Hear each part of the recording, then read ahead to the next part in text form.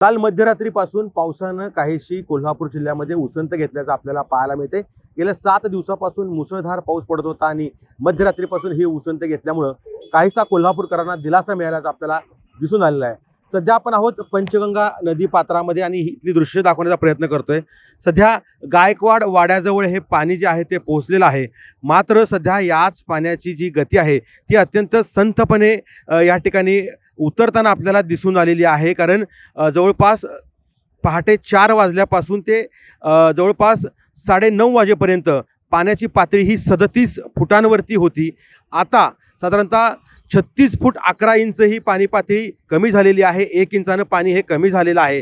त्यामुळं कोल्हापूरकरांना दिलासा म्हणावा लागेल। जवळपास 60 बंधारे आहेत ते पाण्याखाली गेले होते। मात्र आता बहुतांश बंधारे पावसाचं प्रमाण कमी झाल्यामुळं या ठिकाणी उघडे झालेले आहेत। त्या मार्गावरून वाहतूक देखील सुरुवात झालेली आहे। आता 49 बंधारे पाण्याखाली फक्त असल्याचं पाहायला मिळतं आणि तेही बंधारे असंच जर पावसाचं प्रमाण कमी राहिलं तर मात्र हळूहळू वाहतुकीसाठी खुले होतील। सध्या गायकवाड वाड्याजवळचा हा जो मार्ग आहे तो एकेरी करण्यात आलेला आहे। अवजड वाहतूक आहे ती या ठिकाणावरून बंद करण्यात आलेली आहे। कारण या मार्गावरती पाणी असल्यामुळं हा जो मार्ग आहे तो स्थानिक प्रशासनानं बंद केल्याचं आपल्याला पाहायला मिळतंय। मात्र 7 दिवसापासून मुसळधार पडणाऱ्या पावसामुळं जनजीवन खरं तर विस्कळीत झालेलं होतं।